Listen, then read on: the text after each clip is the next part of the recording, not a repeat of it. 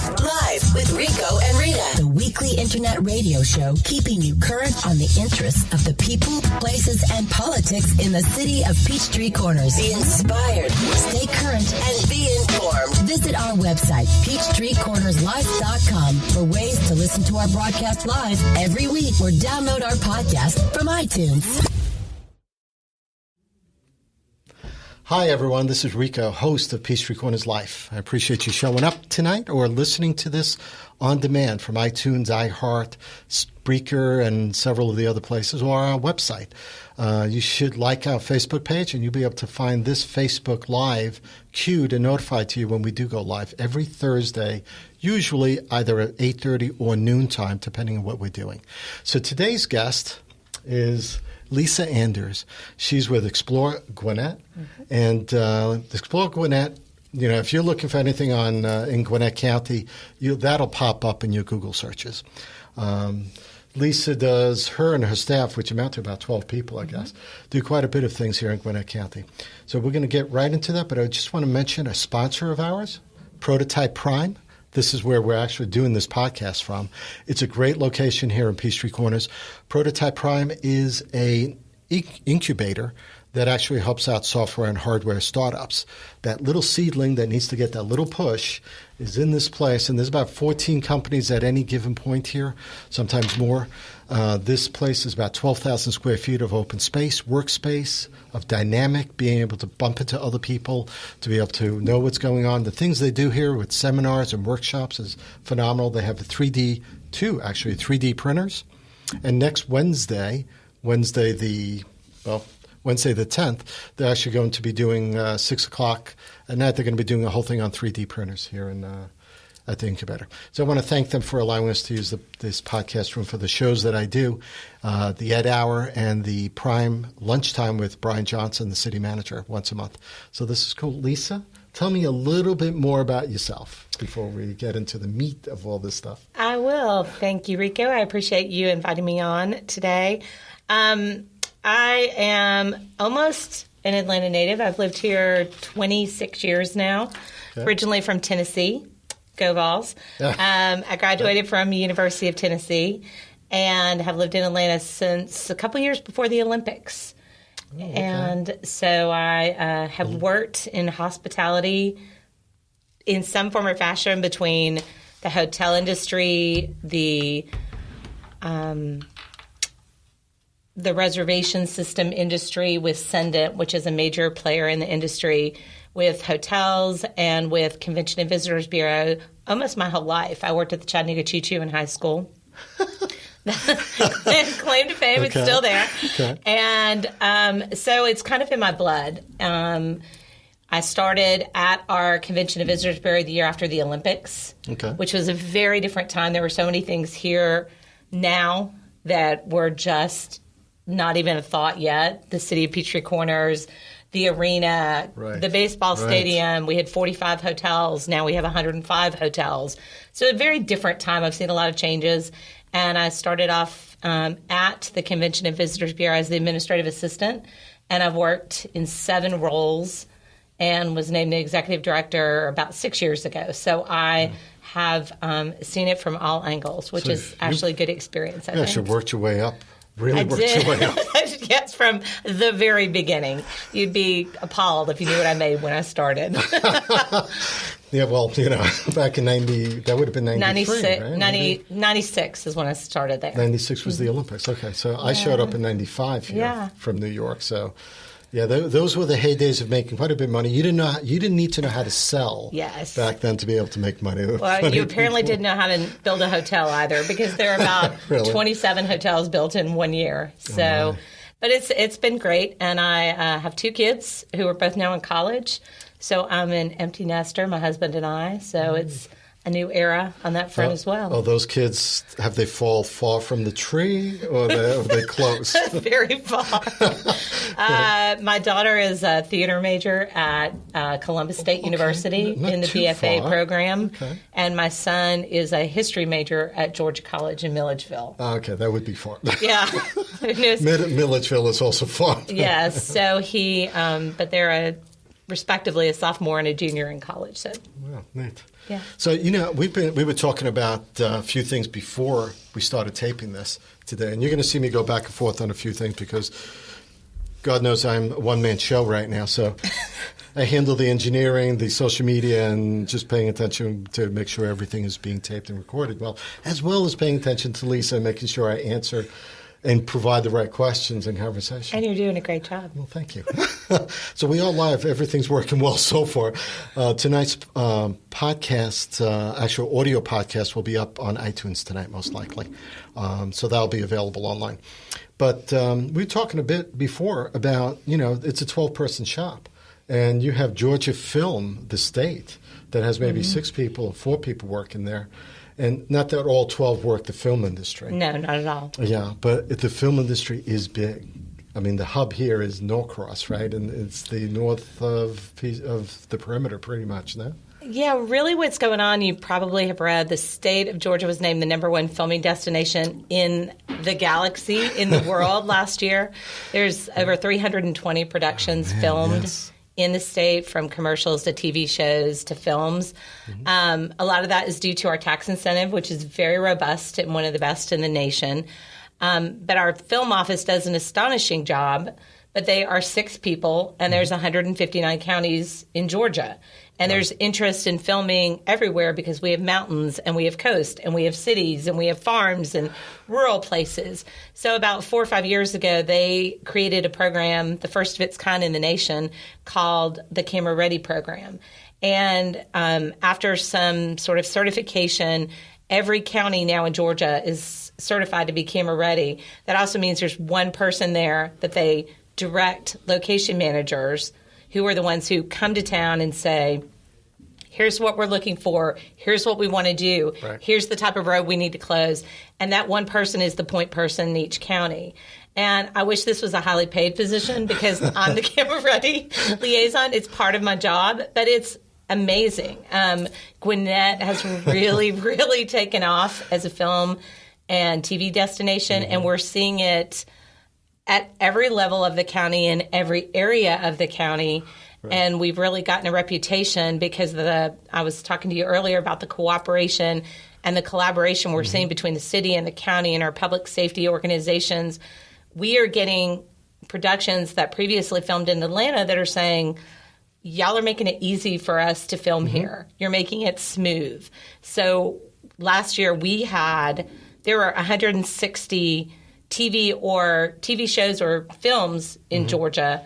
We actually had about 57 of those filmed in Gwinnett County. Wow. We were outside in the parking lot when I met Lisa out there to bring her into the podcast studio, and she was already trying to close down 2 roads. I'm sure there's some Gwinnettians at some point will be like, darn, that road's closed. It's not road closures. It is lane closures only. Lane closures, which is kind of funny because, if you've ever seen, and productions never tell you, there'll be a sign out there staging for Ozark, let's say, but it's not really Ozark. It might be a different film or production. There's always a code name to these things, it seems. Right. They don't want you to really know what's happening because then you'll show up. But they might be staging from a church parking lot to be able to go somewhere and actually shoot it somewhere else, but they need a place to stage from. I'm sure those are things that you help out with, too, to some degree. Yeah, Peachtree Corners, just use y'all as an example. We've done a lot of road intermittent traffic control is what we call it, which is maybe a very short-term road closure or lane closure on Technology Parkway. Oh, okay. And there's a lot of the parking lots that are part of Technology Parkway that serve as base camp and staging areas. Right.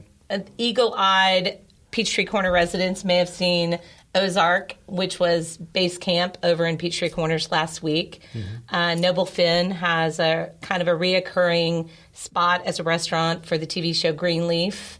Oh, I didn't know that. And you had mentioned Diary of a Wimpy Kid, which you saw they converted a closed restaurant into another type of restaurant. And we have a lot of filming in Gwinnett County Parks and Recreation. Yes. And Jones Bridge Park and Simpsonwood Park, That's which are in used a Peachtree few Corners, times. have been used quite a bit because they're so scenic with the river. Yeah. So they've been popular filming locations as well. I'm excited by this stuff because anyone that knows me knows I'm a film nut. And I have Netflix, Hulu. I have a bunch of subscriptions besides the full-on Dish Network package. And I've actually been a background extra in a few movies and TVs. You won't recognize me. Maybe my bald head might be a little unfocused. But this stuff is fun to me. It's exciting to me to see, especially even with the tax incentives that you said, pretty liberal aggressive tax incentives. I think it was North Carolina. Was it North Carolina that recently, about a year or two ago, stopped the incentives? And everyone fled from that state. They all came south. That's the direct correlation of Sleepy Hollow, which is the Fox TV show, filmed in Wilmington, North Carolina. And as soon as they heard that the tax incentive was no longer going to be in play, they couldn't risk it. So they went ahead and moved to Atlanta. And Sleepy Hollow actually does a tremendous amount of filming in downtown Lawrenceville. And the key is, and people don't always realize it because they do fly a little bit under the radar because they don't want people to show up. Sure. The average TV crew is 100 people. So those 100 people are eating and drinking and sleeping and filling up 18-wheelers. And we had a production recently in our office, and I had to meet them there really early in the morning, like 2 o'clock in the morning. Yeah, wow. And it was probably 30 18-wheelers. Wow. And they have to rent it from somewhere, right? And everything is rented. And like we were talking about before, what I love about our film and TV crews is they really focus on local. They want to support local. They want to support our local restaurants. They want to support our independent restaurants. They want to support our local hardware stores as much as they do Home Depot or Lowe's. So the state just released some numbers recently. And the tax incentive, before the tax incentive, I think it's about 8 or 9 years old, the value or the economic impact was around $250 million, give or take. Yeah, I remember that. And in this most recent year, it's almost $10 billion. 10 billion with a B. Yeah. It's like $9.5 billion. So the impact is astonishing. And the good thing is when it first started, there were still, the crews weren't here. And that was always the biggest challenge. We didn't have the infrastructure really at the outset, right? And that's kind of where you see that it's changing. And that's what I love because it's not just a tax incentive. It's creating workforce. They have a program called Georgia Film Academy, which started out at the technical school system of Georgia. Gwinnett Tech in Lawrenceville was one of the first participants. And they basically have I think it's an 18-month program for workforce production where they're in the classroom for a semester and then they're on set and they're working. Wow. And I've seen also like weekend boot camps that run about 12 hours a day. It's typical of what a movie set would run, 10 to 12 hours a day. They're actually training PAs, production assistants. So if you ever want to be that and you have time, if you took that course, you might be able to jump in on a production maybe. Well, it's interesting. I was on a panel recently with a gentleman from the Georgia Film Academy, and he said that the success rate of people who actually complete the program, he said it was right around 50%, and it was the drop off was people had no idea how challenging it is, how time-consuming it is, how long your work days are. So I think there's sometimes a disconnect between people who want to go into the industry and think, oh, I'm going to meet The Rock next week. Yes, not going to happen.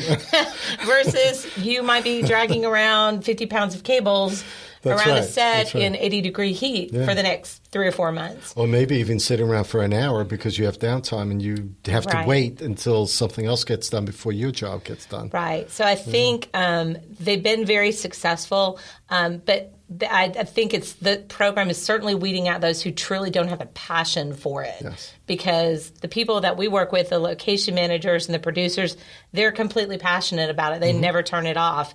And I think you have to do that to be successful in that industry. Oh, for sure. And this industry moves fast. Even in just if you wanted to be a background extra, for example, you get that email and you have to be there within 24 hours, 6 hours. And if you have a kid, you have to file certain child labor applications to be able to do that, although I think they're streamlining it now. Supposedly you can register for a number now. But yeah, I mean, all those things move fast. So the tax incentive really has helped the state. The infrastructure before, I mean, we're talking infrastructure of maybe electricians, carpenters, basic caterers, the basic things you would need to support a 20-day shoot or something, a 10-day shoot. How many studios do you think are in Gwinnett? I have no idea.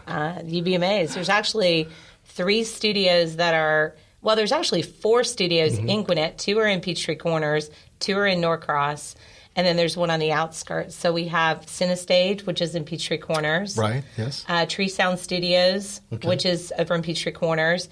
And then our 2 bigger ones are Eagle Rock Studios, which is part of the Eagle Rock, the beer distributing complex. Okay. Long story, they had a studio at their Stone Mountain location. They did really well with it. And when they moved to their new headquarters off of Best Friend, they said, we can do this. We've done it. And they have now the largest TV production studios under one roof. A subsidiary of a beer company. A subsidiary of a beer company. Amazing. And in 2017 and 2018, that's where Greenleaf, which is Oprah's TV show, where Ozark, which is the Netflix show with Jason Bateman that we all love, Dynasty and MacGyver, all 4 of those TV shows filmed there, the reboot of MacGyver. And then, you know, obviously when everyone drives up 85 to get to Gwinnett or out of Gwinnett, you see OFS. Yes. On the left-hand side if you're going north. Right. They have a huge warehouse in the middle of that building. That is the hub for most of the major feature films that are filmed in Gwinnett. Didn't they shoot Divergent, or they staged it from one of those Divergent films or something like that? What's the biggest earning film ever?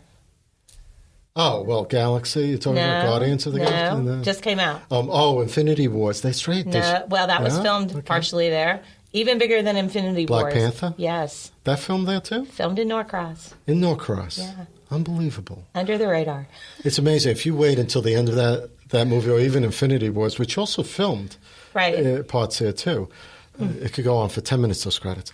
But you'll see the Georgia film icon at the towards the very end, really bigger than most anything else you see on that. And that's built in as part of that tax incentive package. Yes, but you want that Black Panther, Avengers, Godzilla, lots of Marvel blockbusters, the Divergent series, the Fast and Furious series, and the Hunger Games series. Hunger Games, that was it, yes. All filmed in Norcross. And they're always hungry for all sorts of people to be joining their crews and stuff. I mean, this is a never-ending thing on them. I know a kid that he's doing some work for me now. He was on the Walking Dead set for a while. He's in his 20s, but he's as long as you're hungry and you're passionate about it and you're willing to put the work in, these guys, it's like a circus. They will take you under their wings, and you're there for a good long time. So there's more to come, right? I mean, there's way more to come, I can see. And the state is not looking to, although there was some grumbling about adjusting the incentive, I think, at some point. But we won't say who. But they're insane that they didn't see what happened in North Carolina then. Yeah, and I think that it's really received pretty broad-based support because it's not impossible to look around. I don't care what county you are. Even in an area that needs to be perhaps redeveloped. We were talking about this earlier. Gwinnett Place Mall does the closed part of Gwinnett Place Mall does a tremendous amount of shooting. So it's actually putting some economic activity into something that would actually would not drive a dime of revenue otherwise. And you said that more likely, sometimes abandoned buildings, warehouses, and stuff like that sometimes actually becomes a better shoot to a degree. I love abandoned buildings. Do you really? I might be the only person who says that. It's great when I can find a building because I'm constantly looking. We have a pretty extensive photo library of possible locations that we maintain for the state as well as our own film website. I'm always looking. So if I have a closed bank or a closed school, I had a closed school for a while. And I mean, the amount of business you can send there is astonishing. But, the good thing about Gwinnett, things don't stay closed for long. They usually find a new incarnation. But I will try to utilize them while they're closed as much as possible. It's a lot easier for a production to control a closed building than a bank that's operating or a school that's holding classes. Right. Even though we have had some filming in Gwinnett County Public Schools, which has been great. Really? Greater Atlanta Christian School is very film friendly. Okay. Obviously working around schedules and privacy and all that. Sure. That goes without saying. Sure. But and even homes. I mean, we've talked private homes. I had a friend that her home twice was a film shoot place. Beautiful home, by the way, in downtown Norcross. That seems to be a nice place for homes to be gathered for filming. Well, yeah, they have a great mix. I mean, Norcross has a really good reputation for film friendliness, as do all of our cities, honestly. But because their residential district is on the National Register of Historic Places, you can find a really diverse mix of historic homes. And a lot of time they're specifically looking for, we want a Victorian home. We want a Victorian home with a porch that goes all the way around the house. Very specific requests. Typically, they've got a diversity of styles that makes it a little easier to find. So what was the most fun project you had to work on that was dragged you out, maybe not 2 a.m, but what was the most fun project? Ozark, where I got to meet Jason Bateman. Okay. See, that's the perks of that job. Yeah. I enjoyed that. Honestly, it's not about... It's not like I meet stars all the time because I don't, sure. And that's not really my thing, to be honest. I love the part where all the pieces fit together, and everything with film and TV is done on relatively short notice. Yeah. It could be 1 day, it could be 2 days, it could be 10 days. 10 days is a long time. Yeah. You don't often get a call for a month out. No, I'm sure. And I have been astonished and happy, and it makes my life so much easier, is just the amount of cooperation and collaboration like we were talking about, because there's so many moving parts. Yeah. The fire marshal has to permit it. They may have to inspect it. Right. If we're doing any kind of a road closure or any kind of security, the police are involved. If it's in the city, if the cities have police officers, the city officers are involved. Obviously, the planning department may need to know about it. We've got, whatever the homeowners. Well, if it's at a home, it's got to be their neighbors. There's all these moving parts that you have to make sure go really smooth. And it's been so collaborative and smooth, and people want to succeed. They want to make sure that their city or their area and overall the county is seen as film friendly. We have only had probably 1 or 2 productions that haven't gone smoothly, and honestly, they weren't because of anything that we did. It was more just a production that wasn't ready for prime time. The camera ready aspect of it, like shovel ready projects almost, right? Yeah. Where you're cutting tape and you're being able to do that. I mean, that really makes a lot of difference to a business in any form, right? And absolutely, because what also makes it easy is, we have been fortunate that we don't have major levels of bureaucracy to go through. Most of our organizations at the city and the county level and the local level have said, this person is going to handle this person is going to handle that.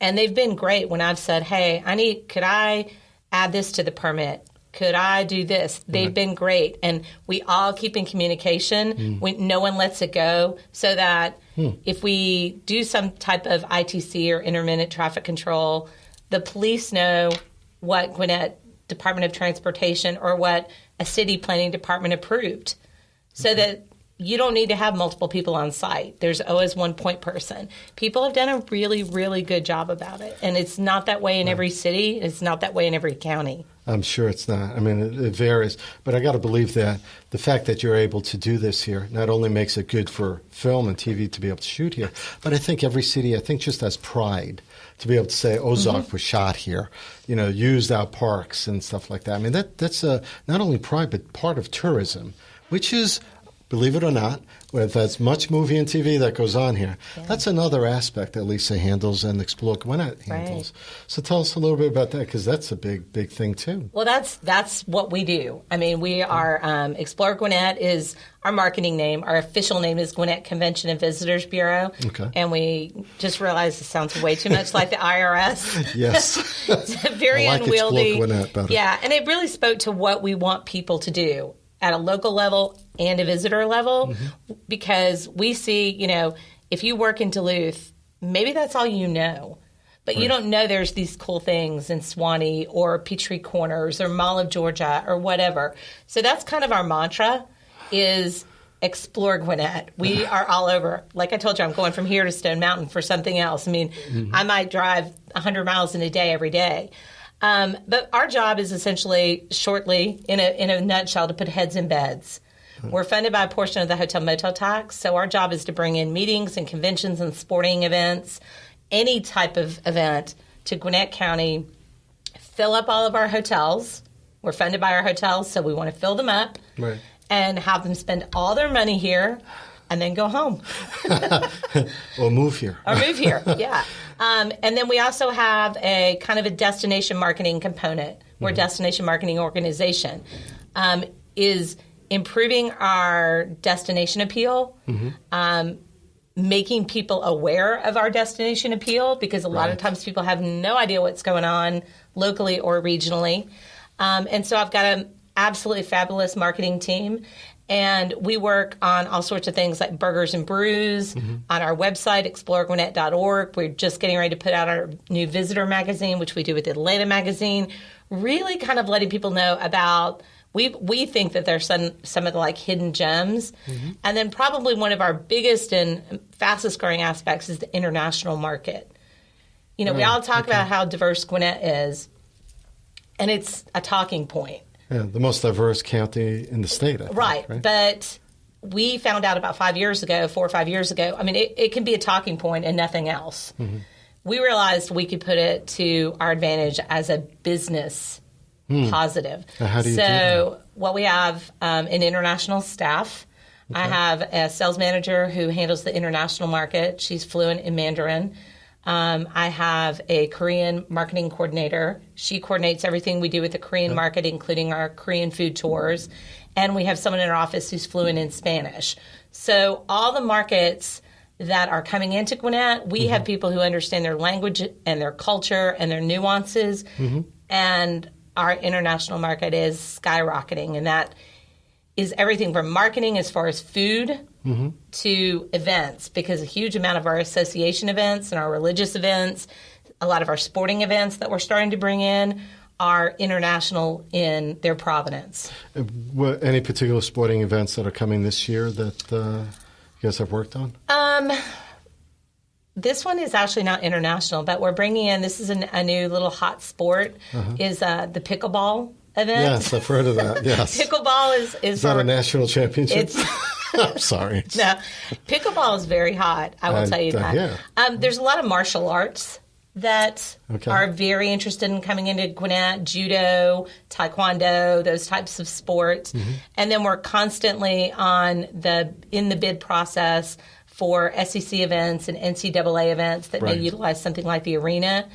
And then we use locally, Lifetime has an astonishing tennis facility. Yes, where the one in Peachtree Corners.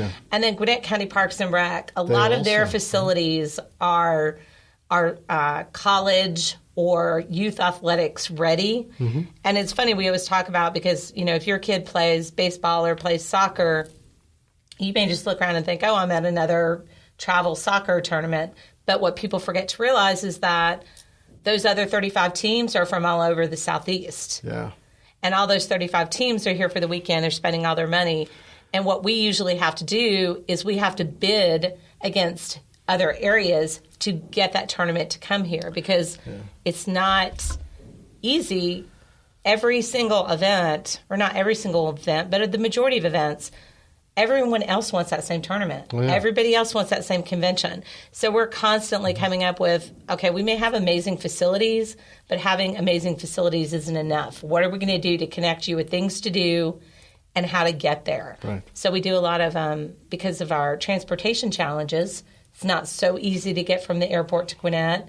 It's not so easy to get from MARTA. You got to Uber it. Yeah, you Uber, you rent the car. A lot of times for conventions, we'll offer like a meetings grant that will cover transportation cost because we don't want to lose that group because we may have a transportation challenge. You know, it's interesting. I used to have a sports magazine, so I published it for about 2 years, and in doing that, we found out quite a bit. And certainly, I knew more about the park system because I was on the park authority at one point. But this county does have like 48 different parks and facilities. It's a phenomenal place, and there are places that are private sports complexes that bid on these things also outside the area, not too far from us, let's say. Some of them are on the coast. There's a few of them north from here. And, you know, so we're bidding against private businesses also that are trying to get that type of stuff. So I have to commend you to be able to do that. But you have great facilities. The biggest challenge with our facilities, and we have a department, the Gwinnett Sports Commission, and that's their primary focus is just sports. But there's so much usage because people are so passionate about sports and youth teams. So how do you find the time? You've got to find the windows too. It's not like you have a wide open calendar. You have to say, okay, that season ends May 15th. Right. We could try to fit this tournament in between May 15th and May 30th, and then they're going to resod the fields. So it's constantly a little bit of a juggle as well. Yeah, it's easier for private businesses because that's all they're doing. They're just booking space. Like Lake Point, which is up in Emerson by Cartersville. That's what they do all day. Yeah. So tourism, I mean, so Explore Gwinnett, or the longer name of what the organization is, gets tax dollars from hotels. A portion of the hotel motel tax. That provides the budget to be able to do all this. Correct. And to be able to staff up, to be able to get the right people in place, like the international part of what you're doing. Right. Do you find any shortcomings? Do you find anything that you'd like to see more of in this county? Yeah. Now, shortcomings is a bad thing, maybe to say, but more to see. What would you like to see this county do? I think a lot of areas are on the right path because when a meeting planner or a tournament organizer, everyone has the facility, period. You're not going to bid on this event if you don't have the facility. What sets you apart is your destination appeal.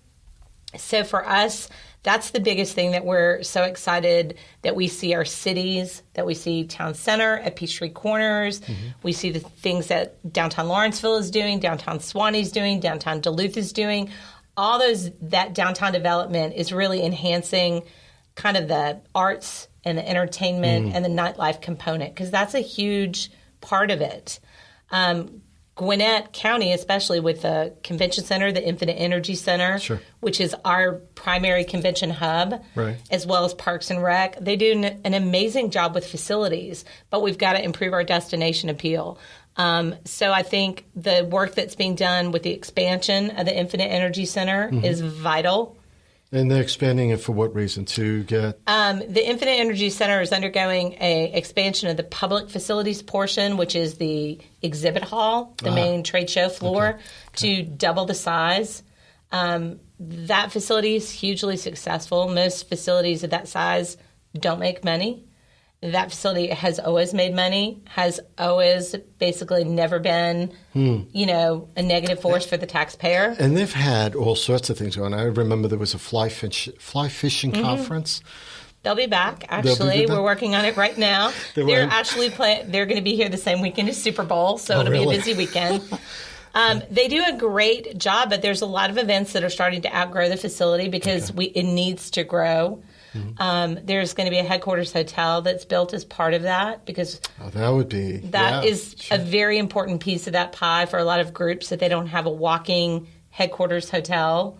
They won't even consider it. How many beds? How many rooms? It's going to be a 300-room full-service Marriott. Okay. And then the additional piece of the pie that's going to be really important is right now that convention center does an amazing job. But when you walk out of the convention center, there's not easily accessible dining or nightlife or really green space.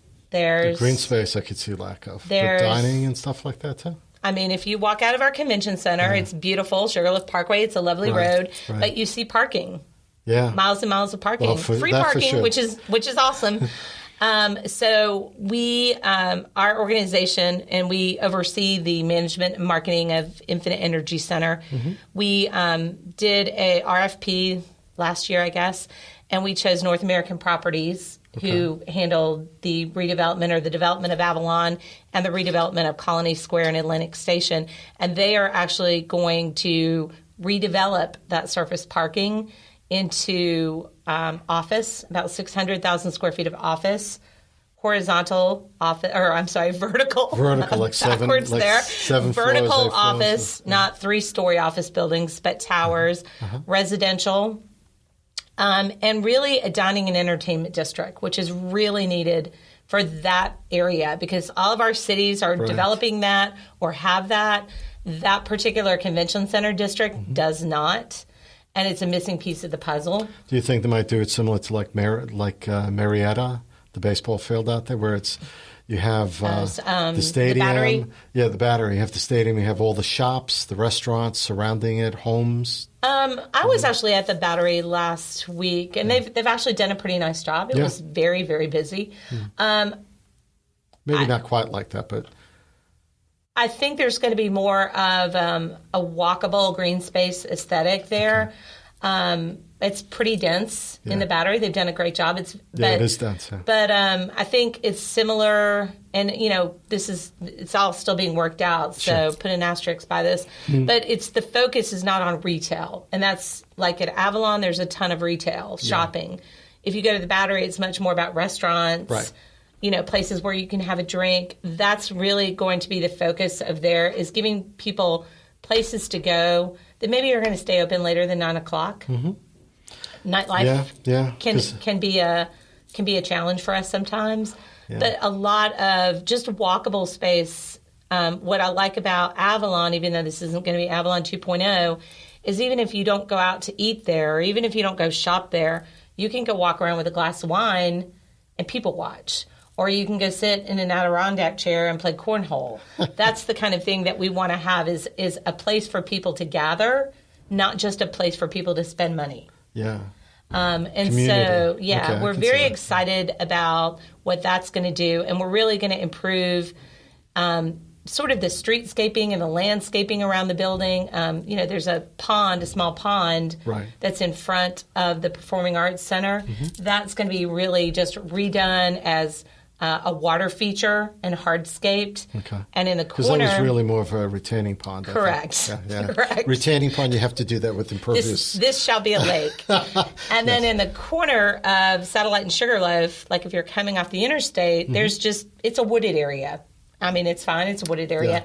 Yeah. That's going to be redeveloped as a pocket park with walking trails. Oh, nice. And so you really guys are going out way different than what I was just thinking. Oh, it's going to be a huge difference. We're super excited. I mean, there's a lot of work to do. Yeah. But North American will do an amazing job. And then Preston Williams, who's the CEO of our organization, is heading up the expansion of the Infinite Energy Center. He did the expansion of the arena, or the addition of the arena, the other expansion of the center, and has done a great job. So we feel like we're in really good hands. Do you know when that... I'm just going to move this mic slightly. Oh, sorry. For you. No, you can.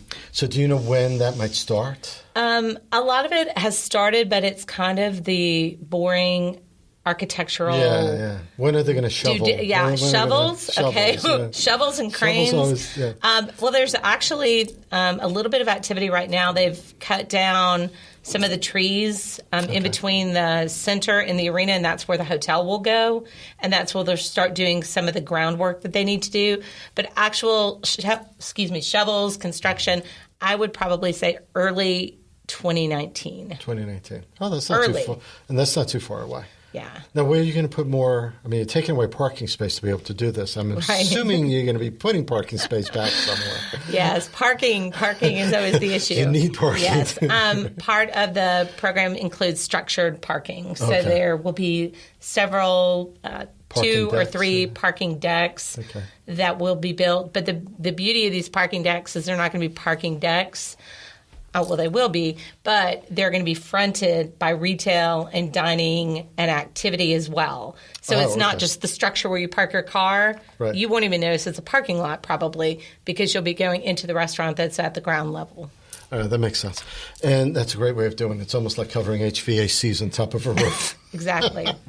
All right. So that's exciting. I mean, I can't wait to – I haven't been – when was the last time I was at the convention center? I think there was either the Atlanta Film Festival, oh yeah, which goes there, or it was one of the other conventions I was at. But they have quite a concert schedule this year. Yes, so. that too. Who was it? There was Barbara Streisand was there once, or not too far. Paul McCartney was there last year, but Justin Timberlake is there a week from Friday, which is. Wow. The biggest concert in Atlanta. Unbelievable. And then U2 is there at the end of May.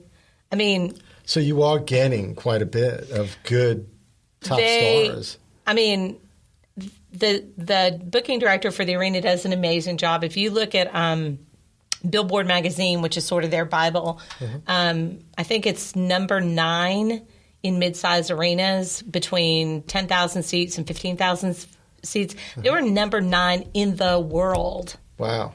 In terms of ticket revenue. See, people don't know that. I didn't know that. That's Explore Gwinnett. You got to get out there. Yeah. They do an amazing job because to get Paul McCartney to come to the suburbs, because, you know, with a lot of these performers, it's about ego. Yeah. They want to be in the biggest place. They want to be in the middle of everything. And when you get U2 and you get Justin Timberlake and you get Paul McCartney and Beyonce too, eh? to come to Duluth, you know that they are doing something right. You know. So we have a lot of stars coming, and I know you guys with expanding that facility, you want to be able to get some larger conventions. Any of them in sight that you want to?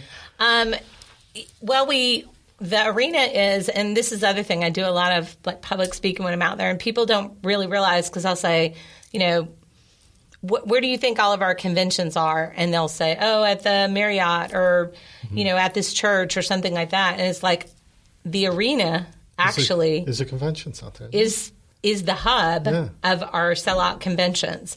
The Infinite Energy Center and the arena, as part of it, are essentially our Georgia World Congress Center. So we have LeaderCast there that's coming up this week. Okay. We do a tremendous amount of really large faith-based conventions, like the Orange Conference, the Forward Conference, the Catalyst Conference. They sell out the entire county. And then we just that's kind of our sweet spot are those groups. And it's great because they spread the wealth.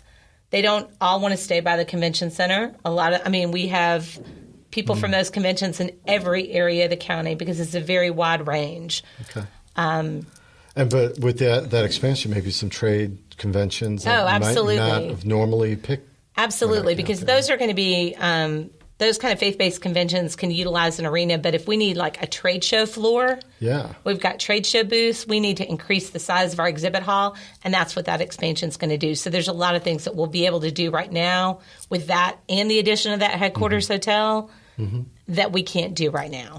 Yeah, I can see that. I mean, I've been to Vegas for trade shows in the home building industry. I do that for some clients. And, you know, when you go to Vegas or Orlando, even Nashville just had recently a big trade show I was at. And, you know, you want the hotel either right near you or walking distance. If there's a hotel right onto the convention or across the street at least, those are the places you want to be if you're involved with the trade show. You don't want to be too far away.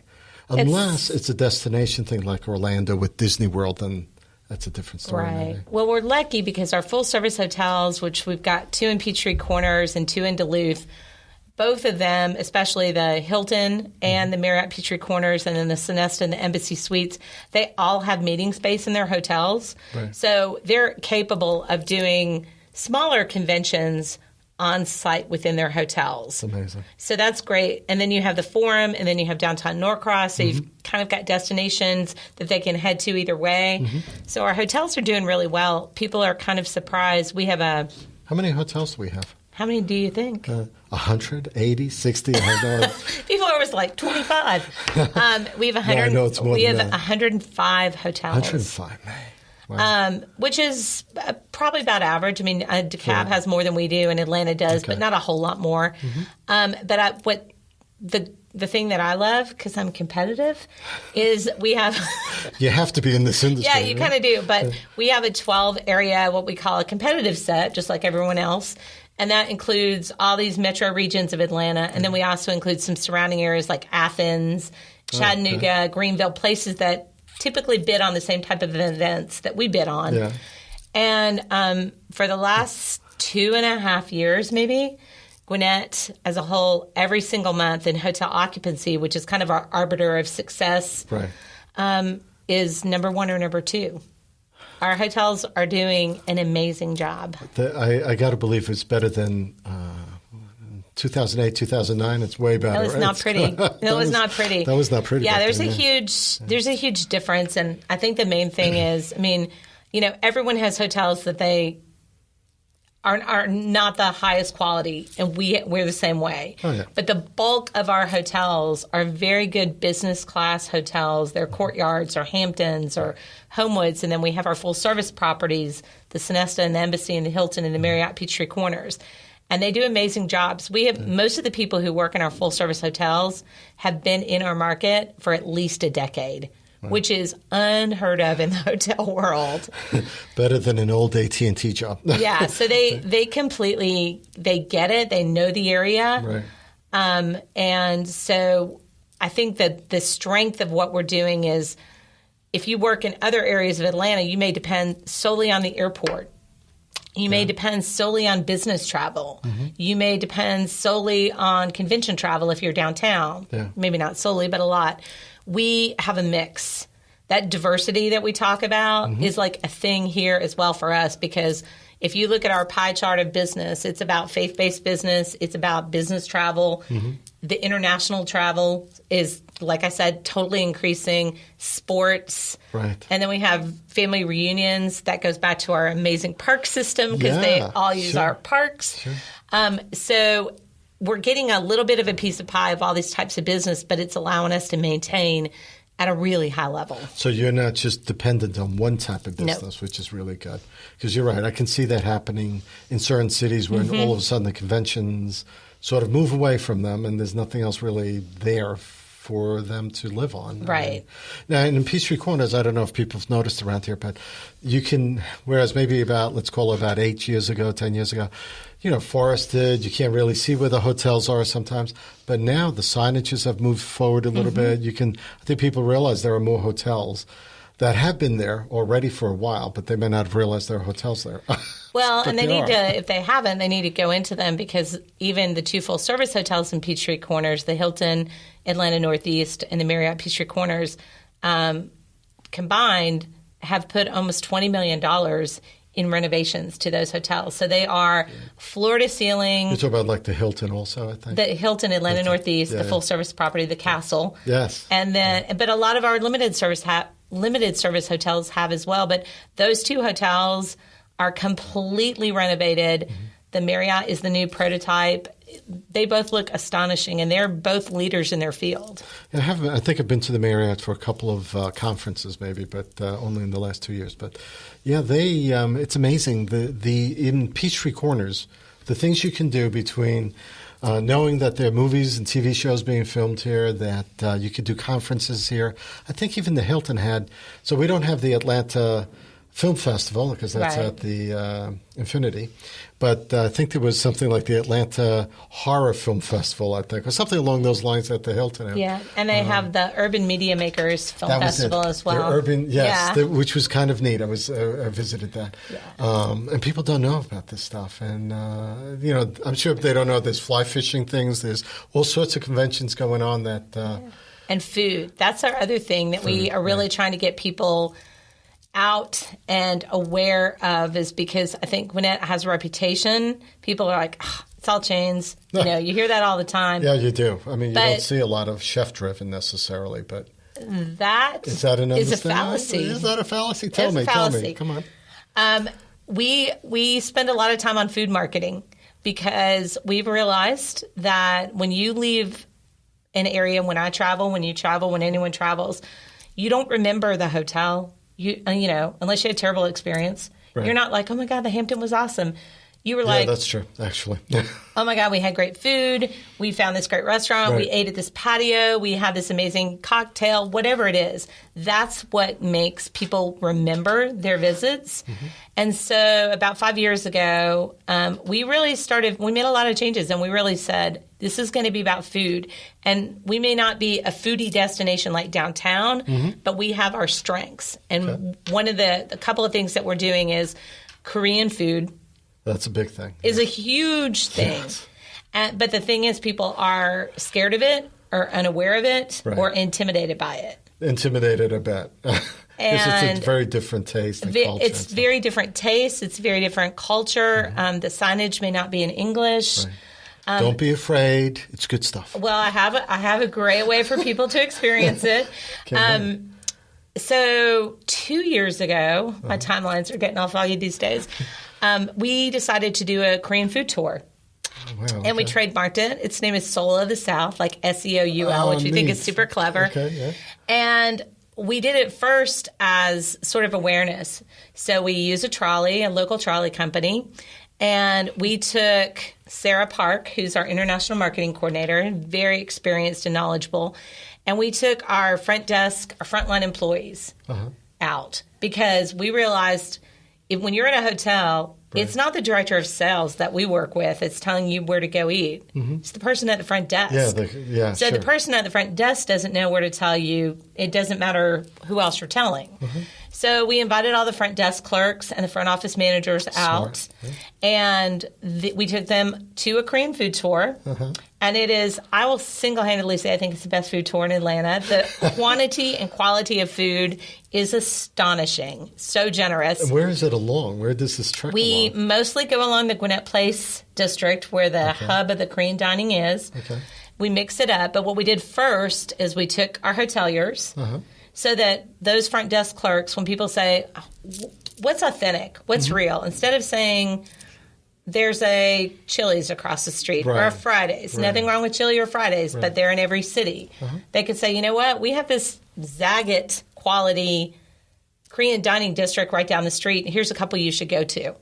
And so we created an Asian dining guide for our front desks. We took them out there, and then we invited media tour. And, you never know who you're going to get when you have a media tour.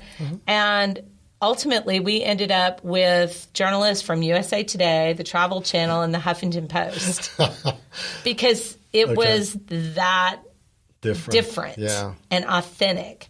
And so after that, we thought, you know what, we're going to do these, and we're going to roll it out to the public. What a great idea. And so we started them last year in 2017. We do 4 food tours. We do May, June, August, and September. We sold out all 4 of them last year. We have about 30 people on the trolley each time, 28, 30. We did a couple private ones for companies and for team building. And the tickets are $50 a person, which... all you can eat? It is so much food. It is probably like $150 worth of food. It's an amazing amount of food. How long is the tour part? It's on Saturday. It starts at 11 and ends at 3. So we're really efficient. But Sarah does a great job tying in kind of the culture and the heritage and why things are served this way or done this way. And so we were doing it for this year, the same months. We've sold out May and June already. And part of it is just making sure, because our locals are our best ambassadors. But they could also be our most challenging ambassadors if they don't know what's going on or they don't feel comfortable, because they may say there's no place to eat. Yeah, it's a tough thing. I mean, when I got into I wanted to get into a little bit more of dim sum and stuff like that. So you had to have the right friends to be able to recommend the right places, because you don't want to, because it can vary out there a little bit. But for sure. So Buford Highway, there was a couple of hole-in-the-wall places that I might not have gone to, just because, I don't know, hole-in-the-wall places, I'm not sure. But, when you find out and you go and you taste, I mean, it's great. I'm an Italian heritage from New York. Ethnic food doesn't bother me. I grew up on matzo balls and meatballs. Chicken broth, chicken fat in your liver, stuff like that. But to be able to have that experience, to have someone actually guide you through it, so then you could go back. That's the best part, when you could go back and visit and do that stuff. Right. Too, And that's really what we're seeing. So we've focused on that. We do a lot of food initiatives. We've done Gwinnett Restaurant Week for 15 years. We're actually retiring Gwinnett Restaurant Week this year. Wow. Okay. Sad breaking news. But, when we started it, we were one of 3 restaurant weeks in Metro Atlanta, and now there's like 9,000. Yeah. So we Peachtree started. Corners is having a restaurant week just recently. They did. They had one recently. They had one in March. So we did Burgers and Brews Week in March, which was very successful. Custom burgers paired with beer. Nice. Beer is kind of a general theme for us. We like to incorporate beer into everything. Really? And that focused, once again, like you talked about, on independent, chef-driven restaurants. Right. So like in Peachtree Corners, we have Pub 10 and 10 Bistro and Bob Belly's. All those restaurants participate and get people who may never walk through their doors. Bob Belly's, when they did Burgers and Brews last year, they didn't have a burger on their menu. And they said, well, we don't have a burger. And we said, well, you have to make a custom burger. And they said, okay, we'll try it. And their burger was so popular, it's now on their menu. Really? Cool. So there's a lot of opportunities. So we focus on that. We're actually working on a brewery tour. Oh, how many breweries are in Gwinnett County? Well, really? This is also exciting to us. Is this because of the brew pub legislation that passed? That is very advantageous, but Slow Pour opened in downtown Lawrenceville. Okay. There's another really large brewery that will open up next door to Slow Pour called Beer Republic. That's going to open in 2019. Good Word opened in Duluth. And then there's another brewery that's opening in downtown Duluth. And then we've got Growlers, Peachtree Growlers in Peachtree Corners, Exhibit Ale in downtown Lawrenceville. There's getting to be much more of sort of a beer culture here. Yes. And so probably in 2019, once everything gets opened, our next sort of dining and food and drink initiative will be a beer tour. That would be cool. We're super excited about it. At some point, maybe a wine tour, too, but I don't think we have wineries, unless I'm mistaken, in Gwinnett County. Chateau Elan, which is close. Okay. But we do have a distillery. Do we? There's a distillery. See, this is what you want when you tequila? For vodka. Vodka, really? For vodka and tequila. It's called Hope Springs. Where is that? It's in downtown Lilburn. Oh, man, I need to get out more often. Yeah, so those are some of the things that we're working on. But there's a lot of great restaurants. Like, here's my Peachtree Corners top 5. Give me. Top 5. Top 6. Top 6. Top 6. Okay. Hold on. We go out to eat a lot. You kind of have to, though. Tortugas. Oh, okay. Which is Cuban. Have you been there? No, I haven't. Delicious on Holcomb Bridge. Noble Fin for seafood. Okay. My favorite. Seafood all day. Pub 10. Yes. Great neighborhood bar, restaurant, tavern. Bob Ellie's. Yes. Love Bob Ellie's. I don't know if this is in Norcross or Peachtree Corners, but I don't worry about that too much. Thai Star. Love Thai food. Where is that on? It's at Medlock Bridge. Yeah. It's right at the corner. Delicious Thai food. Okay.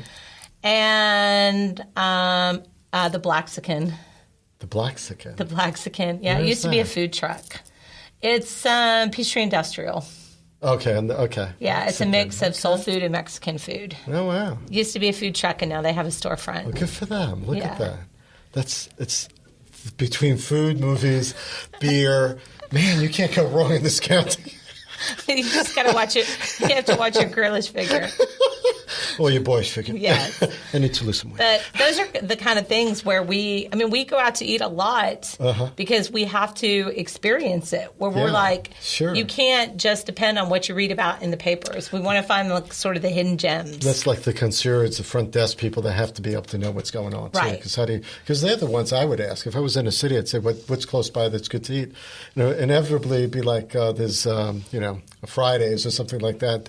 It's just like, no. That's our mantra. You cannot say that. Yeah. Part of why we, one of my staff members that you mentioned before, we actually have a tourism education program. It's called Gwinnett Tourism Education Program. And our whole goal is educating our hospitality industry employees from they could be hotels, they could be restaurants, they could be attractions. It doesn't really matter. But we do everything from fam tours. Okay. So we actually will put those front desk people on a bus. There's one tomorrow, and they may work in a hotel in Duluth, They're going to go into downtown Norcross. They're going to go to Town Green Peachtree Corners when it opens. They may go up to Tannery Row Artist Colony in Buford. They're going to see the places that they may want to send people to. Because if you don't see them, you cannot refer people. Not well. Yeah, no, I totally can appreciate that. And then she does a lot of ongoing training. So we might do hospitality Spanish so that the employees can converse more effectively with a housekeeping staff where maybe Spanish is their first language. A lot of customer service training, a lot of sales training. I didn't realize you do all that, too. We've got one person, and that is her full-time job. So she does training and classes and familiarization tours and works with our volunteers year-round. You know, it's amazing. I keep checking my phone in case people text me during the show because we do have a text ability that I didn't mention the phone number before. But this show is going to be boosted across Facebook for the next 4 days. This was a great hour. I mean, you know, some people. An hour? That seemed quick. Yeah, it is, right? I mean, people come on and they say, do we have enough to talk about for an hour? I'm like, I can make you talk for an hour and more because there's so much to find out about. I mean, this is just this. I mean, just talking to you before the show to be able to sort of prep a little bit, understanding a little bit about what you do, just shared with me that the county's way too big to be able to not have anything to talk about between parks.